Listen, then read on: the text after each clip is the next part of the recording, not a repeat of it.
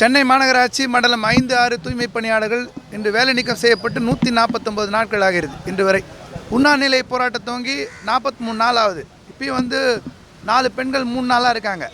2 பெண்கள் 25 நாள் இருந்து ஹாஸ்பிட்டல் அட்மிட் ஆகிருக்காங்க. ஆனால் இது வரைக்கும் சென்னை மாநகராட்சி தரப்புலையோ தமிழ்நாடு அரசு தரப்புலையோ எந்த விதமான அஃபிஷியல் பேச்சுவார்த்தைன்றது அவங்க நடத்தவே இல்லை. இன்றைக்கி முதலமைச்சர் மனு கொடுக்கணுன்னு இங்கே வந்தவங்கள அங்கங்கே கைது செஞ்சு இன்றைக்கி 34 பஸ்ஸில் இன்றைக்கி காவல்துறை கைது செஞ்சு வச்சுருக்காங்க. என்னென்னா செவிலியர் போராட்டம் போது அவர்களுக்கு பணியந்திர ஆணை உடனே 1000 பேருக்கு ஜனவரிக்குள்ளே வழங்கப்படும் சொல்லி 169 பேர் கொடுத்துருக்காங்க. அறநிலையத்துறையில் 1500 பேரை பணியந்திரப்படுத்தும் சொல்லியிருக்காங்க. ஆனால் தூய்மை பணியாளர்களை மிக கேவலமாக மோசமாக அராஜகமான முறையில் இந்த ஆட்சி என்பது சென்னை மாநகராட்சி நடத்துது. ஒரு உண்ணாநிலை போராட்டம் உட்காந்து அவங்க செத்தாலும் பரவாயில்லன்ற அளவில் தான் இன்றைக்கி அதை கண்டுக்காமல் விட்டுருக்காங்க, அவங்கள பார்க்காம விட்டுருக்காங்க. இதே மாநில அவங்கள இருப்பதற்கு சென்னை மாநகராட்சி தூய்மை பணியாளர் விடமாட்டோம். எங்களுக்கு தூக்கம், எங்கள் வாழ்க்கையை பறித்தவங்க, எங்கள் தொழிலாளருடைய வாழ்க்கையை பறித்தவங்க, நிம்மதி இல்லாமல் இருக்குன்னு நினைக்கிறவங்க அவங்களும் தூக்கம் இல்லாமல் இருப்பாங்க. எங்கள் அடுத்த கட்ட போராட்டங்களாக முதலமைச்சர் அவர்கள், அறநிலையத்துறை அமைச்சர் அவர்கள், நகராட்சி நிர்வாக அமைச்சர் அவர்கள் இவர்கள் வீட்டை நோக்கி மனு கொடுக்க செல்லும் போராட்டம் என்பது நடக்கும். அடுத்து கமிஷனர் குமரகுருவன் வீட்டை நோக்கி போராட்டம் நடக்கும். இந்த 20ஆம் தேதி சட்டமன்ற கூட்டத்தோடு நடக்குதுன்றாங்க. எங்களுக்கு பதில் சொல்லாமல், தூய்மை பணியாளருடைய போராட்டத்துக்கு பதில் சொல்லாமல் அவங்க சட்டப்பேரவை கூட்டத்தோடு நடத்துனாங்கன்னா எல்லா சென்னையில் குறைந்தபட்சம் ஒரு 10 இடங்களையாவது தொடர்ந்து போராட்டம் நடத்தும். தினமும் போராட்டம் இருக்கும். எங்கள் போராட்டத்துக்கு அவங்க பதில் சொல்லி ஆகணும். முதல்வர் வீடு, நகராட்சி நிர்வாக அமைச்சர் வீடு, அறநிலையத்துறை அமைச்சர் வீடு, கமிஷனர் வீடு இங்கெல்லாம் நோக்கி நகருவோம்.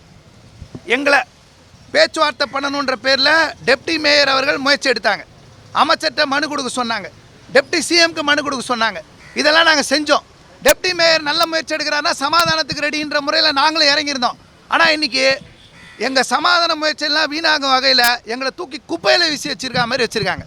எந்த விதமான அடுத்த கட்ட நகரை நோக்கி அவங்க நகரில் அவங்களுக்கு உள்ள செவிலியரோ அறநிலையத்துறையில் அவங்கள பணியந்திரப்படுத்தினா எங்களுக்கு எந்த மாற்று கருத்தும் கிடையாது. ஆனால் அவர்களுக்கெல்லாம் கொடுக்கக்கூடிய விஷயம் ஏன் தூய்மை பணியாளர்களுக்கு, ஏழை எளிய மக்களுக்கு கொடுக்கறதுக்கு மனசு இல்லைன்னு தான் எங்கள் கேள்வி. நாங்கள் விடமாட்டோம். 149 நாள் இன்றைக்கும் களத்தில் தொழிலாளி கைதாகிறாங்க.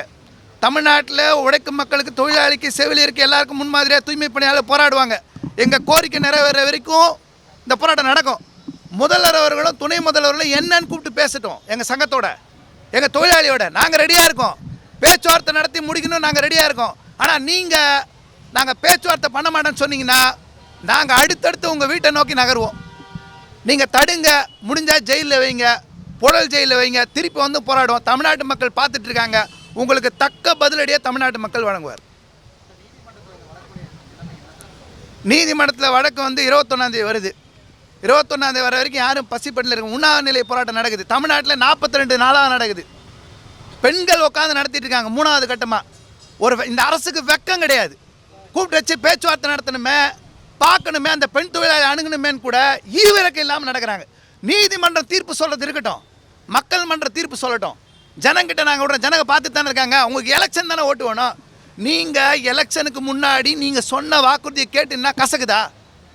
நீங்கள் இந்த தொழிலாளியை பணியந்திரப்படுத்துங்கன்னு சொன்னீங்க, நாங்கள் கேட்குறோம், கசக்குதா உங்களுக்கு? நீங்கள் தூய்மை பணியாளர் பணியந்திரப்படுத்துங்கன்னு சொல்கிற கசக்குதா? ஒரு ராம்கி நிறுவனம் சம்பாதிக்கிறதுக்கு இத்தனை தொழிலாளி நசுக்கணுமா, நாசப்படுத்தணுமா வாழ்க்கையை? வேலை இல்லாமல் பசிப்பட்டில் இருக்குதா, உண்ணாநிலை போராட்டம் அறவையில் இருக்காங்க கோர்ட்டு அனுமதியோட. அப்போ கூட இறக்கம் இல்லையே. நீங்கள் இறக்கம் இல்லைன்னா இறக்கம் கொண்டு வரதுக்கு உண்டான சூழ்நிலை நாங்கள் என்னெல்லாம் செய்யணுமோ செய்வாங்க. எங்கள் தூய்மை பணியாக எதுக்கும் ரெடியாக இருக்காங்க. ஒருத்தர் ரவிக்குமார்ன்ற தொழிலாளி தூக்கு போட்டு இறந்து போயிருக்காரு. அவருடைய எஃப்ஐஆரில் எனக்கு அவர் வேலை கிடைக்காம மனத்துயரத்தில் இருந்தார், தற்கொலை பண்ணிக்கணும்ல ஒரு காரணம்னு அவங்க குடும்பத்தினர் சொல்லி எஃப்ஐஆரில் இருக்குது. அப்போ கூட இறக்கம் இல்லையே. ஒரு தற்கொலை பண்ணியிருக்காங்க தொழிலாளி சொன்ன பிறகு கூட நீங்கள் உட்காந்து நாங்கள் மேலே உட்காந்துருப்போம், நீங்கள் நினச்சா என்ன வேணால் பண்ணுங்கன்னு சொன்னாங்கன்னா உங்கள் காது கேட்குற அளவுக்கு எங்கள் சத்தம் கேட்கும். தூய்மை பணியாளர் சத்தம் கேட்கும், எங்கள் போராட்டம் நடக்கும்.